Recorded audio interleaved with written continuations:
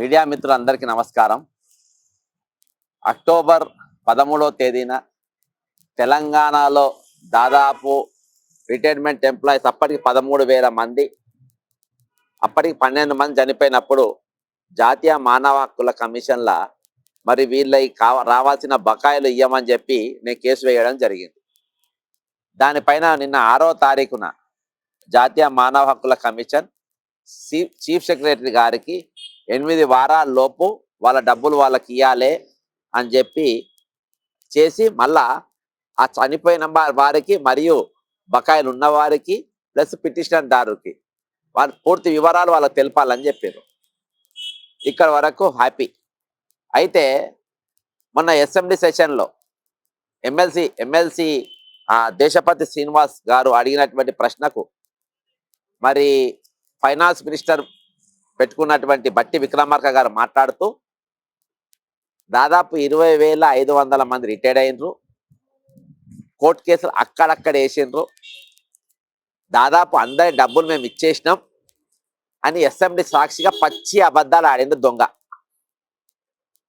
ఈ దొంగ మాటలకు నిరసనగా 5వ తారీఖు రాష్ట్ర వ్యాప్తంగా ఉన్నటువంటి రిటైర్డ్ అయిన అన్ని డిపార్ట్మెంట్ల ఉద్యోగులు మరి అసెంబ్లీని చుట్టుముట్టడం జరిగింది.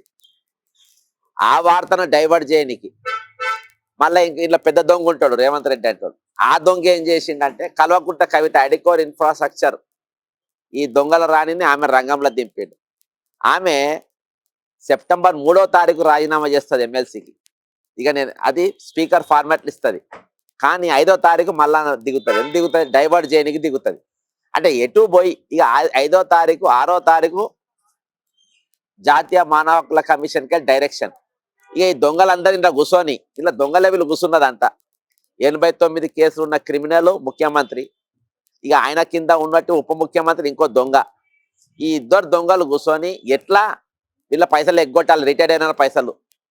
ఎంతమంది చచ్చినామా పర్వాలేదు, ఒక రైతు చచ్చిపోయినా, ఒక ఉద్యోగి చచ్చిపోయినా, ఒక పౌరుడు ప్రభుత్వం యొక్క చర్యల వల్ల మరణిస్తే ప్రభుత్వం చాలా సీరియస్ తీసుకుంటుంది, చాలా సీరియస్ తీసుకోవాలి, బాధ్యత వహించాలి. కానీ ఈరోజు ప్రభుత్వమే ఈరోజు వాళ్ళు కాలయాపన చేస్తున్నప్పటికీ వాళ్ళ కళ్ళ ముందు 40 సంవత్సరాలు వాళ్ళతోని సేవలు అందించిన వారు ప్రజలకు సేవలు మరణిస్తూ ఉంటే ఈరోజు కిమ్మనకుంట మౌనంగా ఉన్నటువంటి నరరూప రాక్షసులు. ఇవన్నీ కూడా హత్యలే, ఇవన్నీ కూడా ప్రభుత్వ హత్యలే. ముఖ్యమంత్రి గారు, ఉప ముఖ్యమంత్రి గారు, క్యాబినెట్ చేస్తున్న హత్యలే ఇవన్నీ. కాబట్టి జాతీయ మానవ హక్కుల ఈ దొంగలకు, వీళ్ళు దొంగలు కాబట్టి నేను ముందస్తు సమాచారం వాళ్ళకి అందించిన. మీకు జాతీయ మానవ హక్కుల కమిషన్ మీకు డైరెక్షన్ ఇచ్చింది 8 వారాలలో పైసలు ఇచ్చేయమని. కానీ మీరు 8 వారాలు ఖచ్చితంగా ఇవ్వండి. ఇప్పటి వరకు కోర్టులలో కొన్ని 2,000 కేసులలో డైరెక్షన్ ఇచ్చినా మీరు పాటిస్తలేరు. దాదాపు 850 కంటెంప్ట్ కేసులు ఉన్నాయి. దీనిపైన ఈరోజు ఉద్యోగ సంఘాలు కూడా తొత్తులు లెక్క మారిపోయినరు. ఒకడేమో ఏసీబీ కేసుల పైరవులు చేస్తారు, ఇంకోడేమో టీఎన్జిఓ భూముల పైరవులు చేసుకుంటా ఈరోజు వాళ్ళు తిరుగుతుండ్రు, వాళ్ళు దొంగలు తయారైంది. కాబట్టి ఈరోజు మీరు ఇప్పటికి రాష్ట్రంలో 20,500 మంది ప్రభుత్వ ఉద్యోగులు రిటైర్డ్ అయినరు, వాళ్ళ పైసలు వాళ్ళకి ఇవ్వాలి. అంతేకాకుండా ఈరోజు ఉద్యోగ సంఘాలు ఏమంటున్నాయి, మాకు 20,500 మంది ఇంపార్టెంట్ కాదు, మాకు 15 లక్షల మంది ఈరోజు ప్రభుత్వంలో పనిచేస్తుండ్రు, వాళ్ళ పైసలు ఇవ్వాలి అని చెప్పేసి ఉద్యోగ సంఘాలు అంటున్నాయి. నేను కూడా కరెక్టే, వాళ్ళకు కూడా ఇవ్వాలి అని అంటున్నా. మరి వాళ్ళ కోసం మీరు ఎక్కడ ఉద్యమం చేసిండ్రు? ఒక ప్రభుత్వానికి నోటీస్ ఇచ్చిన, నోటీస్ ఇస్తే మీరు జైలుకు పోతారు, ఎందుకంటే మీరు కూడా దొంగలు కాబట్టి. సెక్రటరియట్ ముందు కూర్చొని నేను చెప్తున్నా, సెక్రటరియట్లో ఎంతమంది దొంగలు ఉన్నారు, బయట ఎవరు దొంగలు ఉన్నారో నేను కూర్చొని బాజాబ్తా చెప్తున్నా. ఈరోజు చీఫ్ సెక్రటరీ రామకృష్ణారావు అనేటోడు 2005లో నేను హయ్యర్ ఎడ్యుకేషన్ కోసమని అమెరికా పోతున్నాను పోయిండు. పోయి 2007లో వచ్చి డ్యూటీలో జాయిన్ కావాలి కదా, కాలే. 4 సంవత్సరాలు ప్రైవేట్ కంపెనీలో పనిచేసింది. ఎట్లా దొంగతనాలు చేయాలి, ఎట్లా అప్పులు చేయాలి, ఎట్లా ప్రజలను ముంచాలి అనేది ఒక స్పెషలైజేషన్ కోర్సు నేర్చుకున్నాడు. అందులో పుట్టుకొచ్చిందే ఈ కుబేర్. ఈ కుబేర్ అని అంటే ఇప్పుడు మన ఒక యూనియన్ లీడరు టీవీలో మాట్లాడిండు, ఒక టీవీ, అదొక పుడింగ్ టీవీలో మాట్లాడిండు. ఆ పుడింగ్ టీవీలో ఏం మాట్లాడిందంటే 1,00,000 మందికి ఇచ్చిన, 1,00,000 మందికి ఎవరికి ఇచ్చిండు సారా అని అడిగిందంట యూనియన్ లీడర్. ఎవరికి ఇచ్చిందో పోయి దేలవాడుకో అన్నాడంట. అంటే 15 లక్షల మందిలా ఈ లక్షల మంది ఎవరికి ఇచ్చినో యూనియన్ లీడర్ పోయి తెలవాడాలంట. మరి ఆ జవాబు ఇచ్చినప్పుడు యూనియన్ లీడర్ ఏం ఏం ఏం పిలిపియాలి? ఇమీడియట్ గా పెన్ డౌన్ అని పిలిపియాలి. ఇమీడియట్ గా పెన్ డౌన్ సకల జనుల సమ్మెకు పిలిపియాలి. ఎందుకంటే అదే ఉద్యోగులు ఇదే సెక్రటరీకి వెళ్ళి ఇదే మిలియన్ మార్చ్ ఇక్కడికి వెళ్ళి స్టార్ట్ చేస్తే ఈరోజు తెలంగాణ వచ్చింది. తెలంగాణ ఎట్లొచ్చింది? ఉద్యోగుల ఉద్యమంతో, టీచర్ల ఉద్యమంతో, విద్యార్థుల వాళ్ళ ఉద్యమంతో ఈరోజు తెలంగాణ ఏర్పడ్డ తెలంగాణ మన స్థానం ఎక్కడుంది? మనం ఎక్కడున్నాం ఈరోజు? చీఫ్ సెక్రటరీ అనేటోడు 6 నెలల కిందనే రిటైర్డ్ అయిపోతాడు. ఆయనకు అర్హత లేదు అని నేను డిఓపిటీలో కేసేసిన. మళ్ళీ చీఫ్ సెక్రటరీ గారు నేను సెక్రటరీ ముందు నువ్వు లోపల ఉన్నోనే బయట ఉన్నా. స్ట్రేట్ క్వశ్చన్, నీకు గ్రీన్ విల్లా నంబర్ 42 ఎవడిచ్చిండు? నీకు విల్లా నంబర్ 42 నీకు ఎవడిచ్చిండు? నీవు నీ భార్య ఇద్దరిపై దగ్గరుండి రిపేర్ చేసుకుంటారు మిస్టర్ రామకృష్ణ. నీకేమో పుణ్యానికి వచ్చిన ఇల్లు కావాలి. ఉద్యోగులు వాళ్ళు కష్టపడి బ్యాంకులకి లోన్లు తీసుకొని ఈఎంఐలు కట్టకుంటే వాళ్ళ ఇల్లు జప్తు చేస్తూ ఉంటారు. వాళ్ళ ఇల్లు మాత్రం వాళ్ళ దక్కదు. కష్టంతో వచ్చే పైసలు అన్ని పుక్కట్లో వచ్చిన ఇల్లు కావాలి. మళ్ళీ రిపేర్ కూడా ఒక మంత్రి దగ్గర నుంచి చేపిస్తుండు. ఏ మంత్రి చేపిస్తున్నా? పొంగిలేటి శ్రీనివాస్ రెడ్డికి తెలుసా అంట. చీఫ్ సెక్రటరీ ఇల్లు రిపేర్ అవుతుందంట. ఆ రిపేర్ ఎవరు చేపిస్తుండో పొంగిలేటి శ్రీనివాస్ రెడ్డికి తెలుసా అంట. పొంగిలేటి ప్రభుత్వం దగ్గర పైసలు లేవని చెప్తారు. మరి మొన్ననే 1600 కోట్ల రూపాయలు రిలీజ్ అయినాయా లేవా? పొంగిలేటికి కోట్లలోకి వెళ్ళి చేస్తే లేవని చెప్తారు. ఎక్కడికి వెళ్ళి తెచ్చినా లేవని చెప్తారు. ఈ రోజు మరి కోట్లలోకి వెళ్ళి కోర్టు ఆర్డర్ వచ్చినా లేవని అంటారు. మరి పొంగిలేటికి 1600 కోట్ల రూపాయలు విడుదల చేయడానికి ఎక్కడికి వెళ్ళి వచ్చినాయి? ఈరోజు ఎవరిస్తుంది డబ్బు? సెక్రటరీ సచివాలయం ముందు నిలబడి ప్రశ్నిస్తున్నా నేను ఈరోజు ప్రభుత్వాన్ని. కాబట్టి ఈరోజు నేను ముఖ్యమంత్రికి, చీఫ్ సెక్రటరీకి ఇద్దరు కూడా రిప్రజెంటేషన్ ఇచ్చిన. తక్షణమే మీరు 8 వారాల లోపు 20,500 మంది ఏదైతే రిటైర్మెంట్ అయినరో వాళ్ళ పైసలు సింగిల్ సెటిల్మెంట్ ఒకటేసారి వడ్డీతో సహా ఇవ్వాలని డిమాండ్ చేస్తున్నా. ఈరోజు మా డిమాండ్స్ పెరిగినాయి. మీరు ఎప్పుడైతే వీళ్ళను చిన్న చూపు చూస్తుండ్రో, ఎప్పుడైతే అసెంబ్లీల బట్టి అనేటోడు ఒక దొంగ పచ్చి అబద్ధాలు చెప్పిండో, మా డిమాండ్స్ కూడా మారినాయి. సింగిల్ పేమెంట్ 8 వారాల్లో ఇయ్యాలి. ఇవ్వకుంటే దాన్ని ఏ విధంగా మేము ఉద్యమం ఉధృతం చేయాలో మాకు బాగా తెలుసు. ఖచ్చితంగా చేస్తాం. మీరు అనుకుంటున్నారు 60 సంవత్సరాలు దాటిన వాళ్ళు బలహీనులు, వాళ్ళు బయటికి రాలేరు, చిట్ ఫండ్ వాడు ముంచినట్టు నేను కూడా ముస్తాను మీరు అనుకుంటుండొచ్చు. మొన్న చెలో అసెంబ్లీ ఎట్లయింది కదా, దానికంటే డబల్ అవుతుంది. నీ పేపర్ వాళ్ళు, టీవీలోళ్ళు ఎవరు రాయకున్నా, ఎవరు చూడకున్నా 4 కోట్ల జనం హృదయాలకు ఈ ఉద్యమం తీసుకుపోయినాం. ఈ రోజుకెళ్ళి పరమార్శ యాత్ర మొదలుపెట్టినాం. నరసింగారావు అనే ఒక థియేటర్ అసిస్టెంట్ ఉస్మానియా ఆసుపత్రిలో 40 సంవత్సరాలు పనిచేసిన, పక్షవాతంతో ఉన్నాడు. ఈరోజు వీడియో రిలీజ్ చేసిన, ఆ కుటుంబాన్ని పరామర్శించిన. ఆయన పరిస్థితి ఏంది? 74 లక్షల రూపాయలు ఆయనకు రావాలి. ఈరోజు దాన్ని ఆ పైసలు అప్పులు మైండ్లో పెట్టుకొని నరాలు చితికి కాలు చేతులు పడిపోయి 2 సంవత్సరాలకి వెళ్ళాలి అట్నే ఉన్నారు. దానికి కారకులు ఎవరు? నీవు, నీ రామకృష్ణ, నీ సందీప్ కుమార్ సుల్తానియా, నీ బట్టి విక్రమ్, మీరు నలుగురు కలిసి. అరే నువ్వు ప్రజలకు కాపాడలేనోనివి, మీకు పదవులు ఎందుకే? పదవులు ఎందుకు చెప్పండి? మీ కుటుంబాల కోసం వచ్చినాయి పదవులు. దేనికోసం వచ్చినాయి పదవులు? ప్రజలను కాపాడిని కాదా పదవులు? అవన్నీ పక్కన పెట్టి ఈరోజు ఇది అంటున్నారు. ఇంకోటి చెప్తున్నా, ఈయాడికి తెలంగాణ ఎప్పటికి కూడా మిగులు బెజ్జత్తో ఏర్పడే తెలంగాణని ఈరోజు ఇటువంటి చీఫ్ సెక్రటరీని పెట్టుకున్న దరిద్రం. ఈరోజు వరంగల్ సెంట్రల్ కేసీఆర్కి చెప్పి వరంగల్ సెంట్రల్ జైలు కుదబెట్టించిండు రామకృష్ణారావు అనేటోడు. ఎవడన్నా భారతదేశం మొత్తంలో ప్రపంచ దేశాలలో సొమాలియా కానీ పేద దేశాలు ఏవైనా సెంట్రల్ జైలు కుదబెట్టుకున్నాయా? బ్యాంక్ ఆఫ్ మహారాష్ట్ర పూణేలా వరంగల్ సెంట్రల్ జైలు కుదబెట్టించినట్టు గనుడు చీఫ్ సెక్రటరీ రామకృష్ణారావు అనేటోడు. పచ్చి దొంగ చీఫ్ సెక్రటరీ, పచ్చి దొంగ.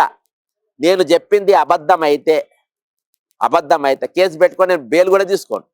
నువ్వు దొంగ, నీ విల్లా నంబర్ 42 నువ్వు లంచం కింద తీసుకున్నావని ప్రూవ్ చేస్తా. పోదామా 42 దగ్గరికి? దొంగ. కాబట్టి నేను దొంగలను సెక్రటరీ ముందు నిలబడి చెప్తాను, మీరు దొంగలు. ఇవి ఇంప్లిమెంట్ చేయకుంటే మీ దొంగలు, మీ యశోంటి దొంగలు అనేది నేను జాతీయ మానవ హక్కుల కమిషన్ చూపించిన మీరు దొంగలని. కాబట్టే వాళ్ళు ఈ ఆర్డర్ ఇచ్చారు. వాళ్ళ డబ్బులు వెంటనే ఇవ్వాలి. ఇంకో రిప్రజెంటేషన్ కూడా ఇవ్వాలి. నేను డీజీపీ గారికి ఇచ్చిన. ఏమిచ్చినా అంటే ఈరోజు పోలీస్ కానిస్టేబుల్లోకి వెళ్ళి ఆరోగ్య భద్రత కోసం మీకు జ్వరాలు వచ్చినా, మీ కిడ్నీలు ఖరాబ్ అయినా, గుండె నొప్పులు వచ్చినా, మీ ఆరోగ్య భద్రత కింద నెలకు 500 700 కట్ చేసుకుంటున్నాము. మీకు అపోలో హాస్పిటల్లో, యశోద హాస్పిటల్లో అక్కడక్కడ ట్రీట్మెంట్లు ఇప్పిస్తాము అని మీరు డబ్బులు కట్ చేసుకుంటున్నారు. ఇప్పుడు బాజాప్తా అక్కడ బోర్డులు పెట్టిండ్రు, ఆరోగ్య భద్రతకి ఇక్కడ ట్రీట్మెంట్ లేదు. ఈరోజు పోలీస్ కానిస్టేబుల్ వీళ్ళకన్నా యూనియన్లు ఉన్న వాళ్ళకి యూనియన్లు కూడా లేవు. అక్కడ జిల్లాకో యూనియన్ లీడర్ ఉంటాడంట పోలీసులకు కూడా. ఆ యూనియన్ లీడర్లు ఏం మాట్లాడు, డ్యూటీ లేకపోతే యూనియన్ లీడర్ అన్ని డిపార్ట్మెంట్ల యూనియన్ లీడర్లు, సెక్రటరియట్ యూనియన్ లీడర్లు, వీళ్ళ టీచర్ల యూనియన్ లీడర్లు, పోలీసుల యూనియన్ లీడర్లు, వీళ్ళంతా డ్యూటీ లెగ్గొడతారు. డ్యూటీ లెగ్గొట్టి పైరవులు చేసుకుంటా తిరుగుతారు, కార్వాయిలు చేసుకుంటా, ట్రాన్స్ఫర్ల పైరవులు, ఆ పైసల పైరవులు, ఈ పైరవులు చేసుకుంటా తిరుగుతారు వీళ్ళంతా.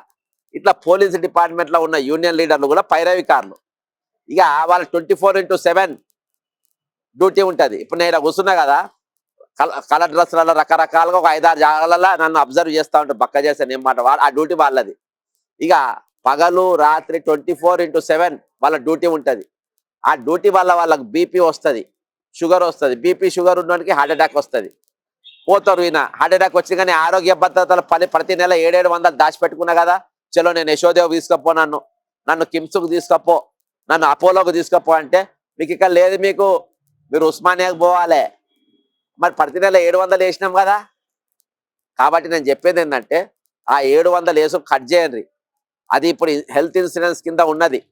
ఆ ఇన్సూరెన్స్ కింద మీరు పెట్టుకుంటే వాళ్ళు అవే పైసలను వేసుకుంటే వాళ్ళకి 5 లక్షలు 6 లక్షలు వాళ్ళకు వాళ్ళ కుటుంబస్తులకు అందులో వాళ్ళకి పైసలు వచ్చే అవకాశం ఉంటుంది అని చెప్పి ఈరోజు డీజీపీ గారు కూడా రిప్రజెంటేషన్ ఇచ్చిన.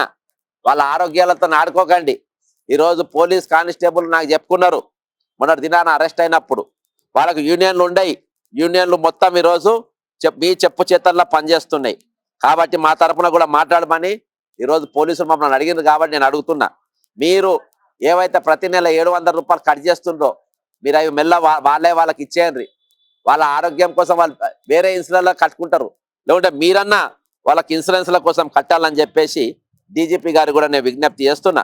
డీజీపీ గారు చీఫ్ సెక్రటరీ లెక్క కాదు, ఆయన మంచి ఆశయాలు గల వ్యక్తి, మంచి నాయకుడు, మంచి అంటే ప్రజలకైనా మేలు చేయాలని ఆలోచించే నాయకుడు. నేను ఒక డీజీపీ గారికి ఒకటి సలహా ఇచ్చిన. Health insurance cost vary widely, typically range 5,000 to 20,000 depending on age coverage, some insured location and health history. A younger individual might pay 4,000 to 12,000 for 5 lakh coverage, while older individuals or families need more than higher premiums for greater benefits like higher sum insured or critical illness. Typical అంటే సంవత్సరానికి అంటే మీరు నెలకు 5,000 కట్టుకుంటే 5 లక్షల insurance వస్తుంది. మరి ఈ రోజు మీ దగ్గర డబ్బులు దాచిపెట్టుకొని ఈ రోజు వాళ్ళు గాంధీ దాకా ఉస్మానియా దాకా పోవాల్సిన అవసరం ఏముంది? కాబట్టి డీజీపీ గారు మీరు వెంటనే కటింగ్ బంద్ చేసి వాళ్ళకు మీరే ఇన్సూరెన్స్ వేరే కంపెనీతో మాట్లాడండి. ఈ దొంగలను నమ్మకండి. ఆ యూనియన్ లీడర్లను కూడా అసలు వాళ్ళు ఏం డ్యూటీ చేస్తుండ్రు, వాళ్ళు ఏం కష్టపడుతుండ్రు, ఏం పని చేస్తుండ్రు అవన్నీ చూడండి. మీరు నేను చెప్పినట్టుగానే ఆల్రెడీ ఒకసారి వచ్చిండు, అదే పని మీద ఉన్నాడు. అయితే మీరు ఆ ఇన్సూరెన్స్ ఆ 700 కట్ చేసి, ఇంకోటి పోలీస్ స్కూల్ పెట్టిండు. ఏడబెట్టిన స్కూలు నార్సింగ్లో పెట్టిండు. మరి అంబర్పేటలో ఉన్నది కదా జాగా, అంబర్పేటలో పెట్టవచ్చు కదా, అంబర్పేటలో పెట్టలే. అంబర్పేటలో ఎందుకు నార్సింగ్లో ఎవరు పోయి చదువుతారు అక్కడ దాకా? కాబట్టి ప్రశ్నించేటోళ్ళు లేరు.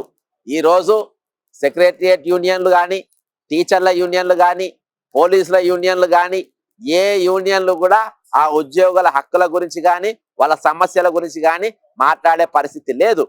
వాళ్ళకు కూడా హక్కులు ఉన్నాయి. కాబట్టి ఆ హక్కులు కాపాడాల్సిన బాధ్యత ఈరోజు ప్రభుత్వం పైన ఉన్నది, ప్రభుత్వ పెద్దల పైన ఉన్నది. ఇక ముఖ్యమంత్రి గారు మళ్ళొకసారి దావోస్ పోబోతున్నారు. ఇక చాలా ఇంపార్టెంట్. ఆల్రెడీ మనకు పోయినసారే దాదాపు 79,500 కోట్ల రూపాయలు ఆల్రెడీ తెచ్చిండు. ఆల్రెడీ పెద్ద ఫ్యాక్టరీలు పెట్టిండు.